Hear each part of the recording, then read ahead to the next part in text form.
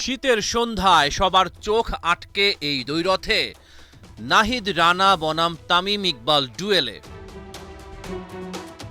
প্রথম ৩ বলে কোনো রান নিতে পারলেন না তামিম। চতুর্থ বলটা ওয়াইড, কিন্তু পরের বলেই তামিমের স্টাম্প ভাঙল, গ্যালারিতে উত্তাপ ছড়ালো। তবে এত বড় উইকেট নেয়ার পরও নাহিদ রানা বুনো উল্লাসে মেতে ওঠেননি। হয়তো তামিম ইকবালকে সম্মান দেখালেন তিনি।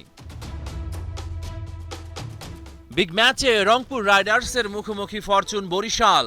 নাজমুল শান্তকে নিয়ে বরিশালের ইনিংস শুরু করেছিলেন তামিম ইকবাল। এই ম্যাচেও ব্যর্থ নাজমুল শান্ত, শেখ মেহেদীর বলে ক্যাচ দিল। তামিমের ব্যাটেই এগুতে থাকে বরিশাল। 5টা 4 আর একটা ছক্কা হাঁকিয়ে কাপ্তান তখন উত্তাল। ঠিক তখনই নিজের সেরা অস্ত্রকে ডাকেন নুরুল হাসান সোহান। নাহিদ রানার বলে আউট তামিম, নামের পাশে 18 বলে 28 রান। বরিশালের ইনিংসে গতি দিতে পারেননি মুশফিকুর রহিম আর কাইল মেয়ার্স। 78 রানে 5 উইকেট তুলে নেয় রংপুর রাইডার্স।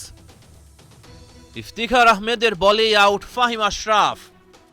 2 পাণ্ডব ফিরে যাওয়ার পর মাহমুদুল্লাহ রিয়াদকে নিয়েই ছিল বরিশালের আশা। সাইলেন্ট কিলারকেও ফেরালেন নাহিদ রানা।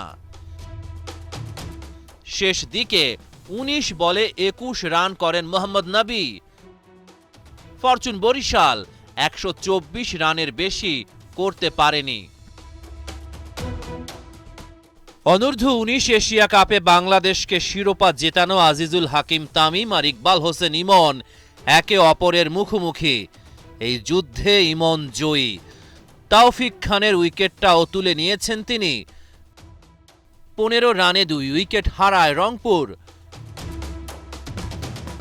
তবে মুদ্রার উল্টা পাশটাও দেখেছেন ইমন। সাইফ হাসান ভেঙে দিয়েছেন তার মন।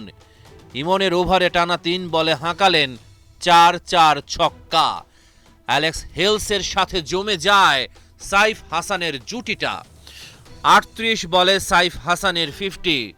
রংপুরের জয়ের পথ তৈরি করেন তিনি। শেষ পর্যন্ত রংপুর রাইডার্সের সহজ জয়। 3 ম্যাচের 3টাই জিতে পয়েন্ট টেবিলের শীর্ষে ওরা।